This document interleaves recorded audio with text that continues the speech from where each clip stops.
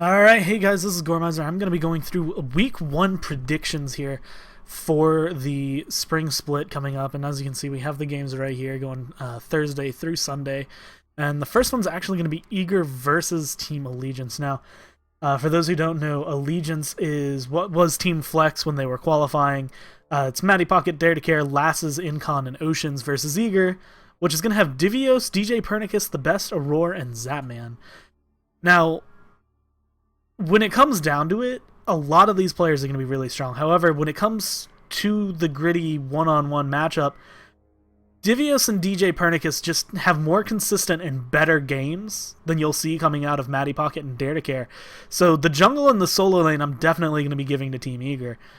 Now, the Best and Lasses, the Best at one point was what I would have said was the best mid laner. Lasses has definitely brought himself up there, so I'd actually have to throw that one at a split. But then Aurora Zapman versus Oceans and Incon. Now, Oceans has been one of those players lately that when he comes online, he's absolutely online.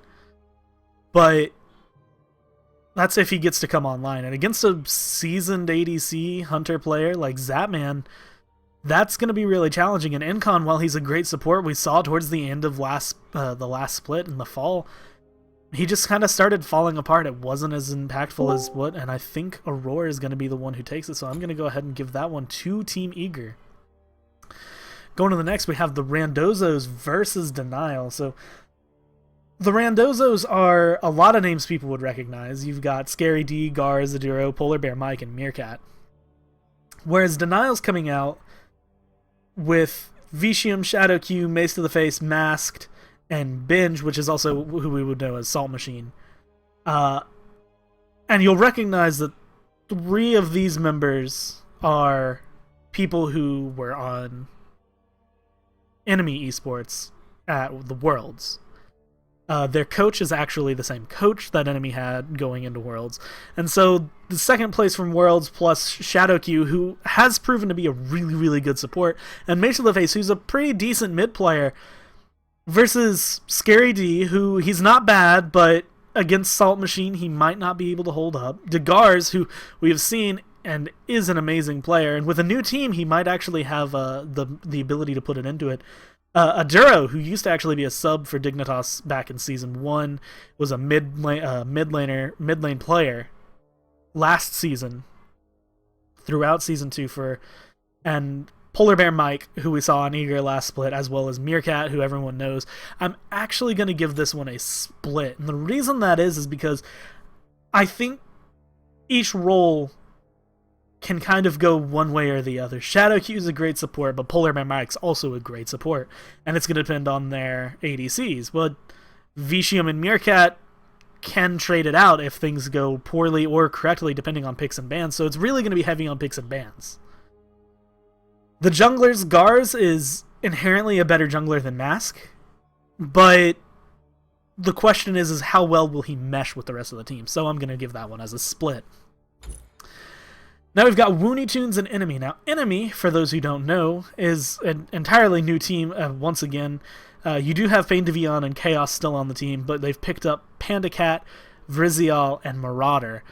Whereas over on Looney Tunes, we have most of the old C9 roster, Barracuda, Jeff Henla, and Inster, accompanying with the Boosh and Snoopy from the old TSM roster. So, just looking at it, Snoopy he was a sub for pretty much every role way before Marauder's name even came up, and I know people who easily beat Marauder when it comes to a one-on-one solo lane, so solo lane definitely going towards Looney Tunes. And Inster, arguably one of the best junglers, if not one of the best players in the game. Boosh definitely going to be going to be pulling out a lot more than Chaos will. Jeff Henla and Pain Devion, they're both really good supports, and there might be a little bit of bias here, but Jeff Henla is definitely, in my opinion, slightly stronger because I've heard him at LAN, and when he makes the callouts, he sees and says everything that he can visualize on his screen and just kind of vocalizes what the options are until somebody, more than likely Andenster, makes the decision as the captain. Whereas Pain Devion, he's not as vocal. He is very vocal, and he does definitely make the shot calls, but he doesn't quite get that level that Jeff Hindla has. And then Barracuda versus Panda Cat. Barracuda, hands down, one of the best hunters in Smite at all. So this one I'm going to give to Looney Tunes. If Enemy can show up like they did at Worlds, it'll be interesting, but most of the roster they're going against beat them in the Super Regionals. Now we're switching over. This one's actually going to be an EU game. We have Pantera versus Torpedo Gaming. Pantera actually being the world champions from this year. So, you know, you've got Demi adapting Yaman, Iraffer, and Emilito. And that's just a strong lineup. But Torpedo Gaming is going to be pulling it out. They have Game Hunter, Ninja Bobat, Carino, Murder, and Moex. Now, if people who don't remember, Game Hunter was hands down the MVP for the launch tournament. He was really good, but then he kind of fell off. Season 1, they did really well, but he wasn't around for Season 2 that much, and then he started getting back into the game, so he's going to be showing up. That being said, this one's an easy throw. The World Championship, the World Champions are just... they're good. They are a great team, and they work really well together. I don't see them losing that matchup. Now we've got Hungry for More versus Leftovers. Hungry for More is Variety, Captain Twig, Pretty Prime, Zindern, and Ataraxia versus Leftovers, which is Nika, Jungler, Cheerio, Badja, and Arkhill. And now, when it comes down to it, the Leftovers might have a chance here. However, a lot of the members on Hungry for More have not only been in the Pro League, but performed pretty well in the Pro League. We've got Captain Twig, Variety, Pretty Prime, Zindern, Ataraxia. All of these names are recognizable almost immediately if you've ever watched any of the EU Smite from the last year. So I'm going to give this one to Hungry for More, knowing that that team will more than likely work well together. A few of them have been on teams before, and they have all been generally much more rounded players, whereas Team Leftovers there is just not quite as strong of a lineup. Now we've got Fanatic versus Team Dignitas. Now, Fanatic, they did get knocked out of the World Championship bracket relatively early, but that's being compared to a Team Dignitas that didn't even get there. But this is a completely different Team Dignitas. So what we actually have, for Fnatic, we have Maniac, Jiffy, Zeros, Big Mantings, and Reels X. Whereas over on Dignitas, we have the Dark Dodo, Frostiac, Shadow Nightmare, Suntouch, and Irons. Now, normally I would say Suntouch, and I would think, maybe mid, maybe support, or maybe mid, maybe jungler, but he's coming out as the support player. And as we've seen, like, Shadow Nightmare last split was easily the best player on Dignitas. The problem is, he wasn't anything special in comparison to what we're going to be seeing on Fnatic. Now, I've never heard the name the Dark Dodo. He might come out and prove me wrong, but Maniac has proven himself to be a really, really good solo laner. Now, Frostiac has been a pretty good jungler, so I am going to actually throw that one towards Dignitas, but Zeros versus Shadow Nightmare, unless Shadow Nightmare can get the picks he absolutely wants, it's Zeros all the way. Suntouch has been a sub. He's a good player, but as a support role, I don't know how well he's going to match up against Big Mantings, but Reels X and Irons is actually going to be the matchup to look at. I'm going to give this one to Fnatic, but if it goes to Dignitas, I won't be surprised if it's on the back of Irons. Now, once again, we have Pantera and Leftovers, so this one's pretty easy. The Leftovers, once again, not having that strong of a lineup versus the World Championships. World Champions, it's absolutely going to Pantera, no problem. Now, Envious versus Eager. Envious, since I haven't gone through that team yet, is Omega, Weaken, MLC Stealth, Kiki So Cheeky, and Cyclone Spin. Now,